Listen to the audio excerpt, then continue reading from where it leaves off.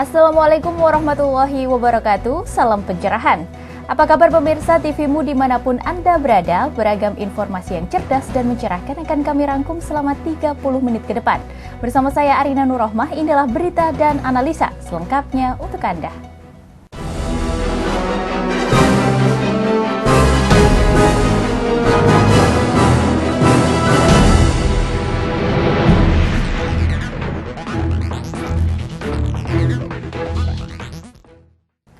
Mengawali berita pertama, pemirsa, Komisi 1 DPR RI meminta Presiden agar tidak terpengaruh pada ancaman Australia.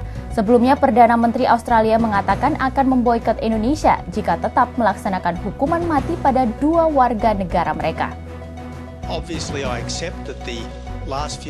Desakan Perdana Menteri Australia Tony Abbott kepada pemerintah Indonesia untuk tidak mengeksekusi mati 2 warga negaranya yang merupakan anggota Bali 9, yakni Andre Chan dan Miuran Sukumaran. Keseriusan ancaman ini Australia buktikan dengan mengadu ke PBB, dan hasilnya PBB meminta Indonesia untuk tidak mengeksekusi mati. Meskipun didesak oleh Australia dan PBB, pemerintah tetap akan melakukan eksekusi. Hal ini terbukti ditolaknya gerasi 2 kali oleh Presiden Joko Widodo. Tentu penolakan ini membuat Australia berang, bahkan melalui Menteri Luar Negeri Australia Julie Bishop mengancam memboikot Indonesia dengan melarang warganya berkunjung ke Pulau Bali dan objek wisata lainnya. Menyikapi desakan Australia ini, Komisi 1 DPR RI melalui Mayor Jenderal Purnawirawan Asril Tanjung menyampaikan dukungannya terhadap keputusan Presiden untuk menegakkan hukum di Indonesia. Ia juga menghimbau Australia untuk menghormati hukum di Indonesia. Jadi menurut saya, yang kasus seperti yang disampaikan tadi, Bali 9 ya. Kalau hukum kata mengatakan hukum kita mengatakan gini, ya gini. Tidak usah terpengaruh dengan luar, mau apa kayak silakan. Tapi kita berharap hormatilah hukum kita. Kita juga akan menghormati hukum mereka. Ya. Ini kan sudah dipikirkan mungkin masa-masa oleh pimpinan negeri kita ini. Ya. Asril Tanjung juga mengatakan Presiden menolak gerasi pasti ada pertimbangan tersendiri, mengingat pemerintah sangat serius dalam membasmi peredaran narkoba. Arina Nurrohmah, Eko Bayurianto memberitakan dari Jakarta. Pemirsa, Komisi 3 akan melakukan langkah hukum jika pemerintah terbukti melakukan hal-hal yang tidak sesuai dengan perundang-undangan terkait pelantikan Budi Gunawan. Diputuskannya sidang pra-peradilan yang memenangkan kubu Budi Gunawan menuai kontroversi dari berbagai lapisan elemen masyarakat. Dengan lolosnya Budi Gunawan dalam sidang pra-peradilan terkait kasus rekening gendut tentu akan membuka peluang besar dirinya dilantik menjadi Kapolri. Menyikapi hal ini, Ketua Komisi 3 DPR RI Aziz Samsudin mengatakan bahwa Komisi 3 akan bertindak sesuai aturan hukum dan perundang-undangan menyikapi persoalan polisi dan KPK dan jika pemerintah menyalahi aturan hukum dalam proses pelantikan Kapolri. Silakan Bapak Presiden atau pihak manapun mengambil penafsiran atau langkah-langkah di luar. Tapi apabila langkah-langkah kebijakan itu tidak sesuai dengan substansi hukum, maka Komisi 3 akan mengambil langkah-langkah yang diatur pula di dalam undang-undang dan hukum. Gitu. Seperti diketahui, Komisi 3 sudah melakukan fit and proper test dalam melihat kualitas Budi Gunawan. Untuk itu, Komisi 3 akan terus mengikuti perkembangan hukum Budi Gunawan meskipun telah lolos dalam sidang pra-peradilan, mengingat sidang lanjutan akan dilakukan di Mahkamah Agung. Arina Nurrohmah, Eko Bayurianto memberitakan dari Jakarta. Masih dengan berita yang berkaitan, pemirsa, pasca diumumkannya putusan pra-peradilan Budi Gunawan tidak bersalah, di Pengadilan Negeri Selatan Jakarta, ratusan orang berdemo pro Budi Gunawan berunjuk rasa di depan Istana Negara untuk mendesak Presiden Joko Widodo melantik Komjen Budi Gunawan sebagai Kapolri. Ratusan pendemo dari beberapa kelompok massa meluruk Istana Merdeka untuk mendesak Presiden Joko Widodo agar segera melantik Budi Gunawan. Pendemo menilai Pengadilan Negeri Jakarta Selatan telah memutuskan Budi Gunawan tidak bersalah sebagaimana dituduhkan oleh Komisi Pemberantasan Korupsi. Para pendemo ini mungkin tak paham dengan gugatan pra-peradilan, sebab pendemo ini menganggap dengan dikabulkannya pra-peradilan, Komjen Budi Gunawan dinyatakan tidak bersalah atas kasus korupsi yang dituduhkan oleh KPK. Dalam orasi yang disampaikan para pendemo, mereka mengatakan bahwa Budi Gunawan bukanlah seorang tersangka koruptor. Bahkan mereka berkali-kali mengucap syukur karena Pengadilan Jakarta Selatan mengabulkan gugatan pra-peradilan Komjen Budi Gunawan.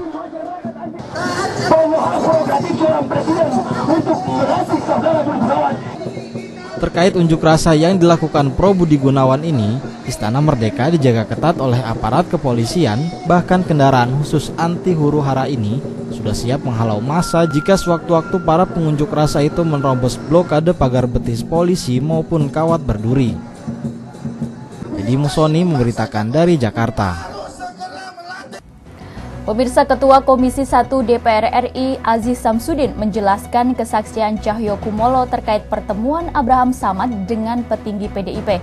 Lantas seperti apa penjelasannya? Berikut liputannya untuk Anda.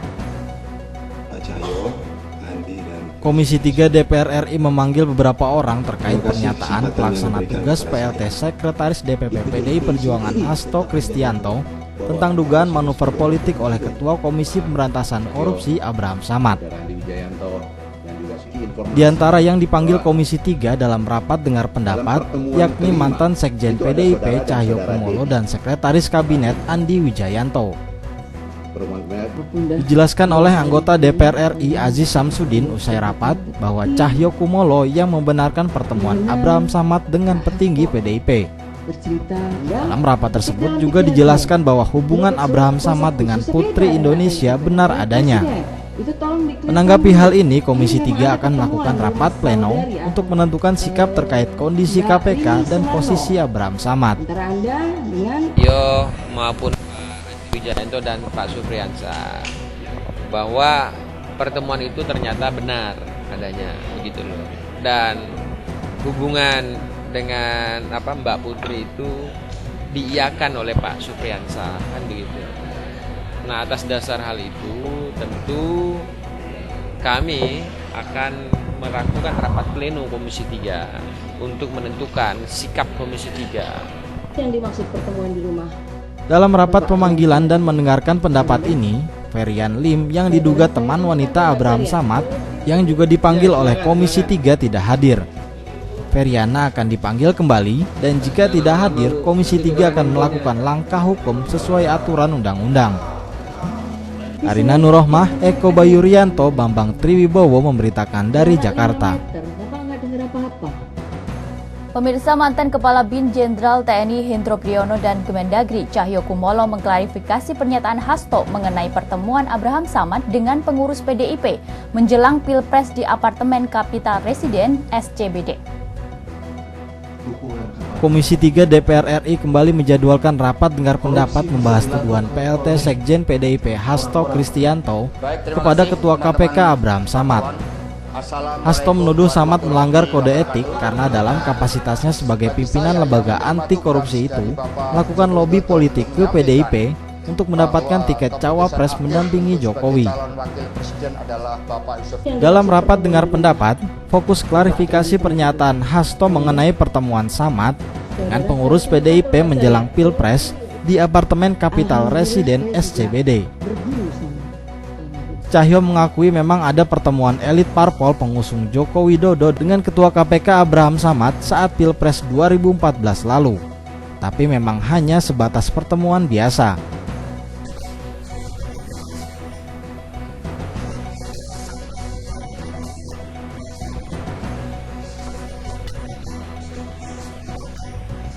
Itu ada saudara dan saudara Dedi. Ia menilai pertemuan itu sah-sah saja karena bukan hanya 4, melainkan 5 orang termasuk dengan Supriyansyah. Pertemuan saat itu memang rahasia yang kemudian terbongkar dan itu menurutnya sah-sah saja karena tidak juga membahas kasus apapun. Meski Nurul Ilmi, Bambang Triwibowo memberitakan dari Jakarta.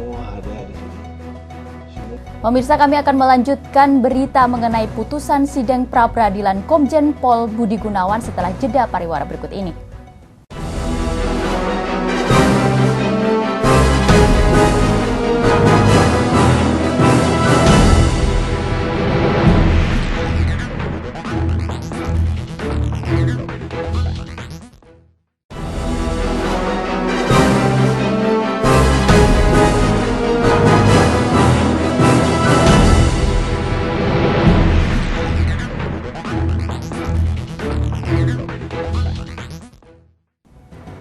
Terima kasih pemirsa, masih bersama kami dalam berita dan analisa. Pemirsa, Hakim Sarpin Rizaldi telah membacakan putusannya atas permohonan pra-peradilan terkait penetapan Komjen Polisi Budi Gunawan sebagai tersangka oleh KPK. Salah satunya, Hakim menyatakan penetapan Budi Gunawan sebagai tersangka adalah tidak sah. Hakim Sarpin Rizaldi memutuskan bahwa penetapan status tersangka Komjen Pol Budi Gunawan oleh KPK adalah tidak sah. Sebab menurut pertimbangan Hakim Sarpin Rizaldi, KPK tidak mempunyai wewenang menyelidik, menyidik dan menuntut tindak pidana korupsi yang dilakukan Komjen Pol Budi Gunawan. Putusan lengkap sidang pra-peradilan yang digelar di Pengadilan Negeri Jakarta Selatan, Hakim mengabulkan permohonan pra-peradilan untuk sebagian. Hakim menyatakan surat perintah penyidikan Sprindik 12 Januari 2015 yang menetapkan pemohon sebagai tersangka oleh termohon adalah tidak sah dan tidak berdasar atas hukum. Kemudian Hakim menyatakan penetapan tersangka atas diri pemohon yang dilakukan termohon adalah tidak sah. Tidak sah segala keputusan yang dikeluarkan lebih lanjut oleh termohon yang berkaitan dengan penetapan tersangka terhadap diri pemohon oleh termohon, lalu membebankan biaya perkara kepada negara sebesar nihil. Hakim Sarpin Rizaldi menolak dua gugatan yang dilayangkan oleh kuasa hukum Budi Gunawan tentang penyerahan hasil analisis keuangan dan bukti transaksi keuangan Budi Gunawan.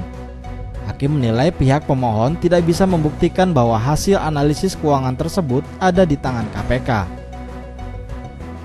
Tim TVMU memberitakan.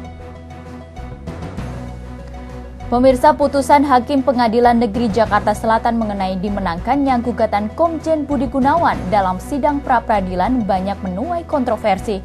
Lantas bagaimana pendapat masyarakat terkait permasalahan ini? Berikut liputannya untuk Anda.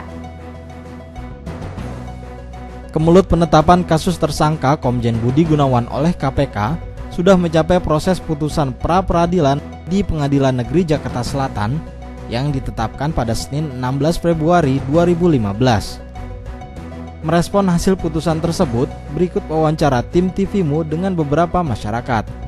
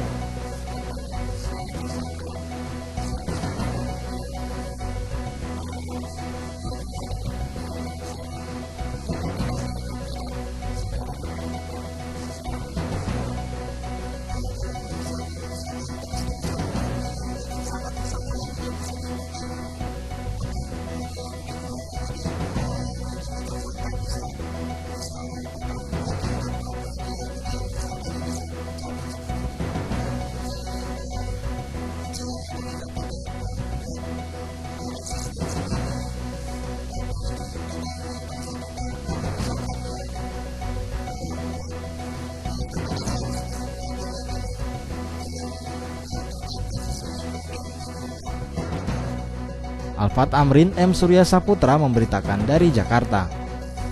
Pemirsa, satu lagi sosok hakim yang kini menjadi sorotan publik. Putusannya dalam sidang pra-peradilan mengundang kontroversial di mata publik. Lantas seperti apa sosoknya? Berikut liputan selengkapnya untuk Anda.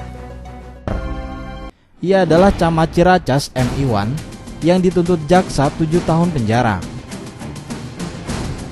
Sebelumnya pada 2008 lalu di Pengadilan Negeri Jakarta Timur, Sarpin memvonis Raja Donald Sitorus, terdakwa yang membawa 180 gram sabu, hanya 5 tahun penjara. Selain itu pada Mei 2008, Hakim Sarpin memvonis rekan bisnis PT Asuransi Angkatan Bersenjata Republik Indonesia atau ASABRI Henry Leo 6 tahun penjara. Direktur Utama ASABRI, Mayor Jenderal Purnawirawan Subarda Wijaya pun tak luput dari palu Sarpin yang menjatuhkan hukuman kurungan 5 tahun penjara. Hakim Sarpin juga pernah menangani sejumlah kasus besar, diantaranya kasus kematian artis Alda Risma pada 2007 saat dia bertugas di Pengadilan Negeri Jakarta Timur. Saat itu Hakim Sarpin menjatuhkan vonis 15 tahun penjara terhadap Ferry Surya Prakasa, terdakwa pembunuh Alda Risma. Hukuman ini lebih berat 1 tahun dari tuntutan jaksa 14 tahun bui terhadap Ferry. Hakim Sarpin pun pernah berkiprah di Pengadilan Negeri Binjai Medan dan Jakarta Timur. Sarpin juga pernah menjadi wakil ketua Pengadilan Bukit Tinggi. Tim TVMU memberitakan. Pemirsa, Hakim Sarpin Rizaldi mengabulkan gugatan pra-peradilan Komjen Polisi Budi Gunawan terhadap Komisi Pemberantasan Korupsi. Ini merupakan proses hukum yang harus dihargai dan dihormati. Setelah diputuskannya hasil sidang pra-peradilan Komjen Budi Gunawan, ada beberapa penetapan, diantaranya Hakim Sarpin Rizaldi menolak 2 gugatan yang dilayangkan kuasa hukum Budi Gunawan. Penetapan status tersangka Komjen Pol Budi Gunawan oleh KPK adalah tidak sah. Menurut Menteri Dalam Negeri Cahyokumolo, hal itu sebuah proses hukum yang harus dihargai dan dihormati. Karena secara politis, Presiden Joko Widodo mengajukan ke DPR dengan jelas, dan DPR pun sudah memutuskan secara aklamasi. Saat ini tinggal menunggu keputusan final Presiden setelah sidang pra-peradilan diputuskan. Ini sebuah proses yang cukup panjang. Ini sebuah proses yang harus kita hargai, harus kita hormati. Ini negara hukum. Karena bisa kena saya, bisa kena Anda, kena siapapun, kena presiden pun juga ada. Dengan penundaan dilantik atau tidaknya Komjen Budi Gunawan setelah pra-peradilan, tetap harus memperhatikan masalah hukum. Dewan Perwakilan Rakyat khususnya Komisi 3 jelas menjadi penguat dalam proses hukum ini. Rizky Nurul Ilmi, Bambang Triwibowo memberitakan dari Jakarta. Pemirsa, kami akan melanjutkan dengan analisa setelah jeda pariwara berikut ini.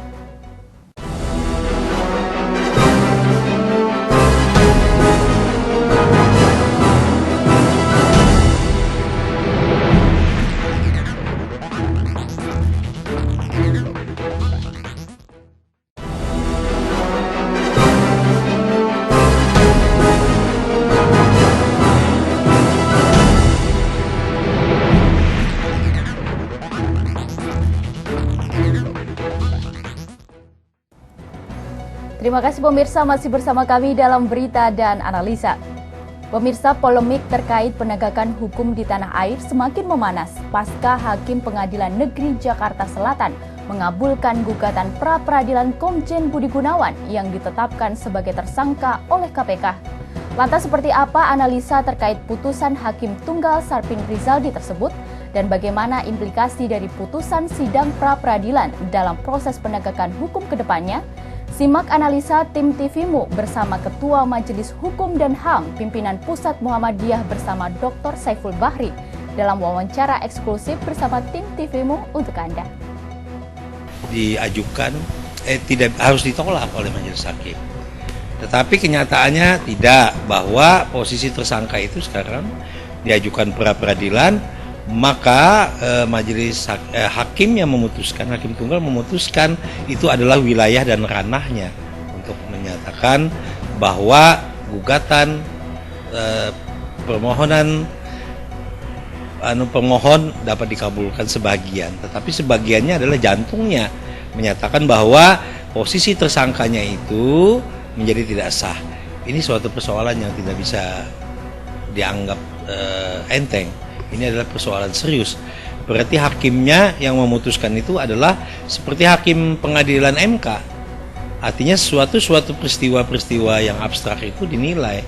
Padahal ini adalah peristiwa konkret. Bahkan yang tidak diminta pun dilakukan. Ini adalah suatu persoalan, walaupun hakim Indonesia itu mempunyai kebebasan di dalam tanggung jawabnya nanti di kemudian hari kepada bangsa, kepada negara, kepada Tuhan Yang Maha Esa. Jadi dengan demikian maka ini suatu hal yang baru di mana posisi orang menjadi tersangka dapat dibatalkan oleh pra-peradilan. Maka implikasinya hampir semua tersangka di KPK nanti akan diajukan pra-peradilan. Ia nanti akan mempunyai dampak terhadap posisi tersangka yang diajukan oleh penyidikan yang belum dalam proses peradilan. Mereka kemudian atas dasar putusan ini menjadi pintu masuk untuk pra-peradilan. Sama seperti ini. Nah itu kan persoalan yang sangat fundamental begitu, walaupun jurisprudensi itu tidak ketat diakui dan diikuti. Tetapi paling tidak itu merupakan pintu masuk. Sebab tersangka itu ketika dinyatakan tersangka untuk tindak pidana korupsi seolah-olah sudah kiamat mereka. Karena itu akan menghalalkan segala cara untuk mencapai itu. Ini implikasi yang lebih luas dari dikabulkannya putusan ini. Walaupun itu tidak ada kaitannya dengan apakah presiden melantik atau tidak melantik, tidak ada kaitannya. Ini adalah murni mengenai hukum. Ya orang ditetapkan oleh penyidik baik kejaksaan, kepolisian maupun KPK sama.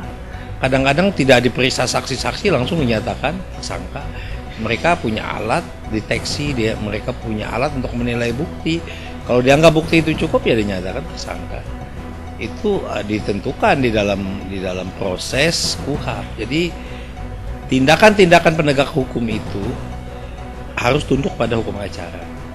Hukum acaranya cuma satu, yakni hukum acara pidana berdasarkan Undang-Undang Nomor 8 Tahun 1981, tidak boleh menyimpang dari itu. Jadi kontroversinya adalah objeknya menyinggung juga persoalan apakah dia pejabat negara atau bukan pejabat negara, apakah itu penegakan hukum atau pejabat negara. Maka ranah hukum tata negara itu merupakan bagian di dalam amar putusan itu. Nah ini yang menurut hemat saya tidak benar. Kalau di dalam soal proses itu ya dinyatakan saja tersangka itu, dinyatakan saja sesuai dengan hukum acara pidana yang sangat ketat itu. Tetapi tidak boleh menilai pokok perkara. Kan tidak boleh menilai pokok perkara kalau pra-peradilan. Nah inilah kontroversialnya. Saya kira kita dalam 1 minggu ke depan itu akan banyak sekali pendapat-pendapat para ahli maupun yang baru belajar jadi ahli untuk menyatakan pendapat ini, karena ini suatu isu-isu yang fundamental di dalam hukum acara pidana. Nah itulah persoalannya, ternyata posisi tersangkanya dianulir oleh hakim pra-peradilan. Hakim pra-peradilan ini kan hanya satu orang, berarti hanya dirinya dan Tuhanlah yang tahu apa yang mesti dia putuskan. Berbeda kalau hukum hakim majelis, maka 3 orang majelis itulah yang bisa mengetahuinya. Ini juga suatu misteri yang kalau di dalam pembaharuan hukum acara pidana ke depan itu ditentukan oleh hakim komisaris terhadap itu, yang khusus kerjanya hanya untuk itu, berarti lebih fokus. Kalau saya berpendapat bahwa hal-hal seperti ini akan berakhir kalau KUHP itu diganti, KUHP itu diganti. Dapat dibayangkan KUHP itu udah dari abad 17, berapa ratus tahun. KUHP kita dari tahun 80. Jadi bagaimana KUHP kita mau yang sudah sekarang itu dianggap modern kalau KUHP-nya juga sudah kuno. Karena itu legislasi DPR harus segera membicarakan tentang KUHP dan KUHP itu. Kalau itu berubah maka terjadi perubahan karakter hukum yang bersifat nasional. Kalau sekarang ini karakternya hukum kolonial. Itu. Pemirsa, Adalisa tadi menutup jumpa kita kali ini. Saya Arina Nurrohma beserta kru yang bertugas mengucapkan pamit undur diri dari hadapan Anda. Salam pencerahan dan wassalamualaikum warahmatullahi wabarakatuh. Sampai jumpa.